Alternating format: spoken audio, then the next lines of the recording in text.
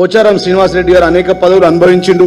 నిన్న మళ్ళీ పార్టీ మారడం దురదృష్టకరం. మరి ఈ ప్రజాస్వామ్యాన్ని కూని అయ్యే విధంగా రాష్ట్ర ప్రజలంతా ఆశ్చర్యపోతూ ఉన్నారు.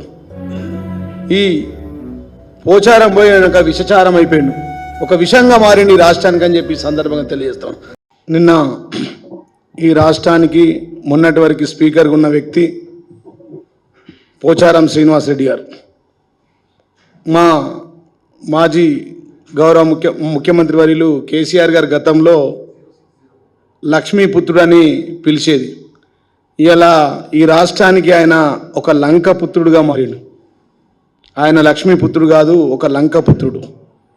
పోచారం శ్రీనివాసరెడ్డి గారు అనేక పదవులు అనుభవించిండు. నిన్న మళ్ళీ పార్టీ మారడం దురదృష్టకరం. మరి ఈ ప్రజాస్వామ్యాన్ని కూని అయ్యే విధంగా రాష్ట్ర ప్రజలంతా ఆశ్చర్యపోతూ ఉన్నారు. ఈ పోచారం పోయినాక విషచారం అయిపోయిండు, ఒక విషంగా మారింది రాష్ట్రానికి అని చెప్పి సందర్భంగా తెలియజేస్తాం. పోచారం శ్రీనివాసరెడ్డి గారు అనేక పదవులు అనుభవించిండు. నిన్న మళ్ళీ పార్టీ మారడం దురదృష్టకరం. మరి ఈ ప్రజాస్వామ్యాన్ని కూని అయ్యే విధంగా రాష్ట్ర ప్రజలంతా ఆశ్చర్యపోతూ ఉన్నారు.